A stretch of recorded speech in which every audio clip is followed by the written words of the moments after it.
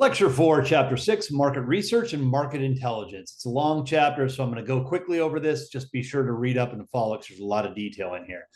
When talking about market research, AMA defines market research as the function that links consumer, customer, and public to the marketer through information. Makes sense, right? So what we want to do is figure out where we can get the most information and how we then perceive that information on our consumers to create an accurate marketing communication that's going to be targeted and efficient. So it's data derived from many sources. There's both internal and external databases, right?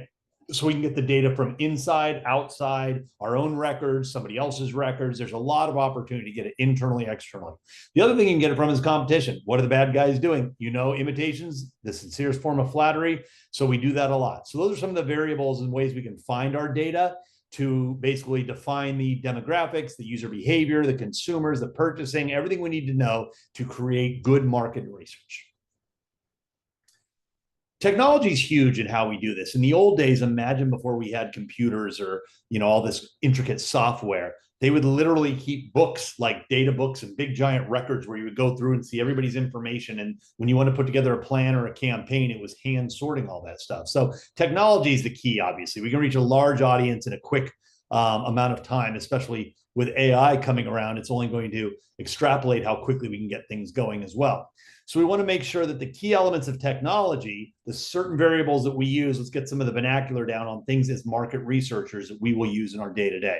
There's MIS, which is your market information systems. Those are how you report your data, like pricing and sales and the ads in the database. Marketers can review them in real time and go, how well did this ad do that we ran last summer in this magazine, for example? So the entire MIS is important on what they're doing. Databases, it's a collection of information. It's everything about the sale, the customer, the demographics, reports, business trends, all sorts of things. Pretty much everybody has a database nowadays, and anything that you're doing online, whether it be Amazon or frequent flyer incentives, they all have your information. So what do those databases look like? In marketing, we use a CRM, a customer relationship management.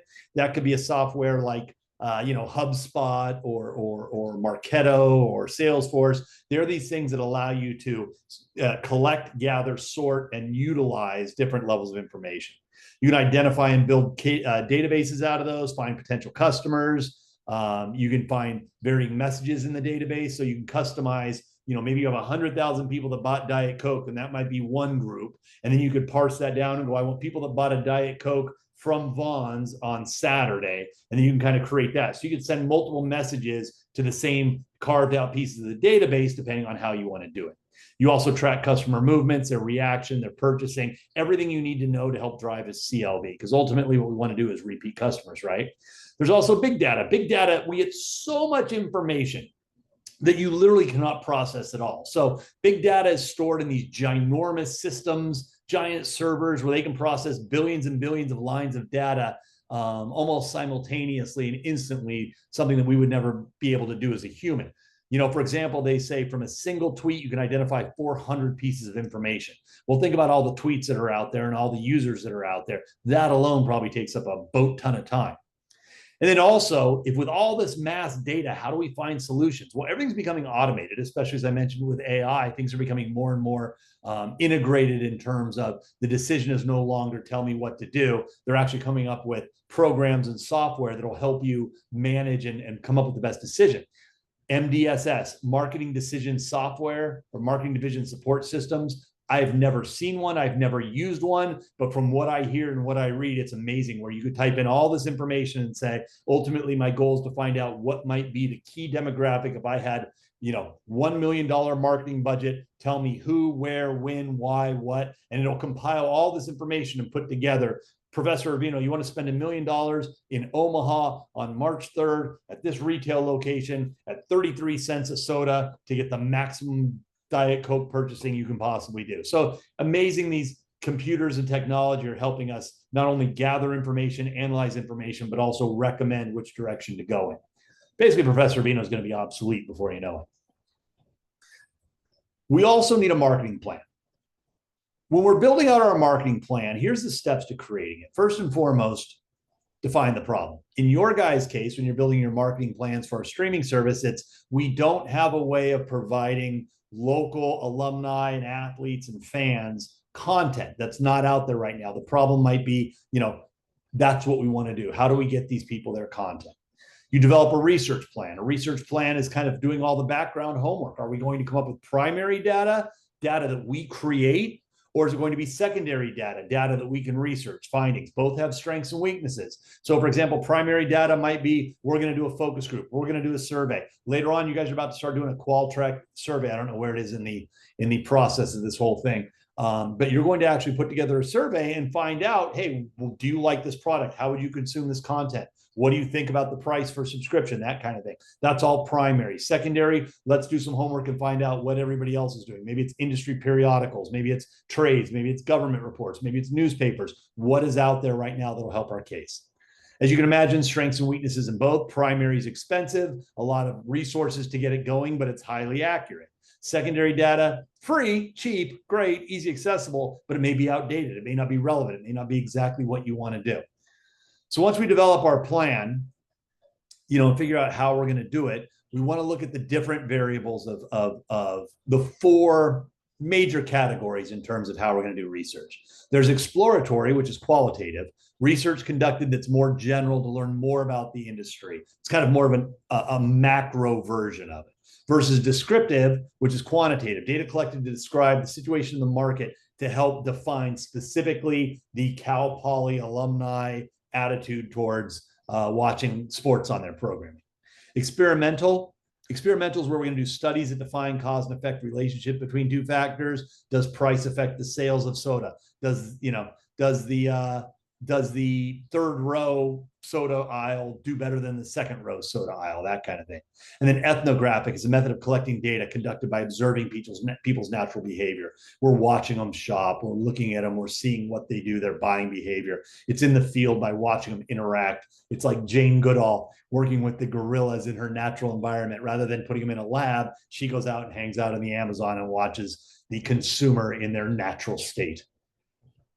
Then we select the data collection method. Selecting the data collection method is going to be,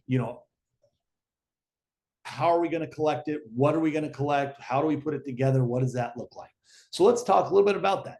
Data collection. There's old school ways, surveys, mail, direct mail, phone surveys in the old days. There's in-person surveys. You can go to a mall, you can talk to people, you can go door to door. Electronic, obviously, with text surveys, web surveys, email surveys, those kind of things. Again, strengths and weaknesses, this is all in the book. You can go over all that. These are just some examples of ways to collect data. Think about it. If your product, you're trying to hit a pain relief medicine to 75-year-old males, are you more likely to send an email to do a survey or probably get on the phone and do a phone survey? Right? Old men, they like to hear people talk. They're going to pick up their phone.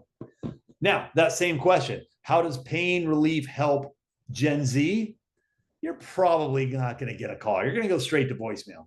Look, I have teenagers. They don't pick up the phone. They wouldn't pick up the phone if I said my house is on fire. So different ways, different tactics. So you got to figure out how you're going to collect the data.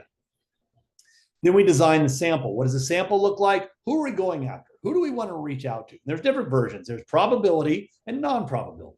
Probability being the more random, if you will. So a simple random sample is basically where not only does everyone have the same likelihood of being selected, but they also have the same likelihood of being excluded. So that's just a random 1 out of 50 people.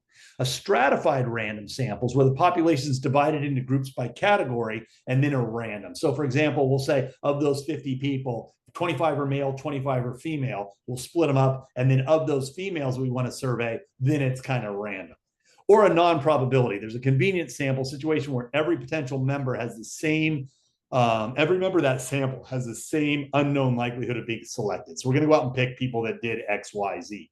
Or a judgment sample. That's where we get really hyper-focused, where it's a non-probability sample, and it allows researchers to determine if they believe the individual meets the criteria for the sample frame. So maybe they are frequent purchasers, or they have a vested interest in it, or they've shown behavior and affinity, something like that. We're doing a little bit more qualifying. Then we collect our data.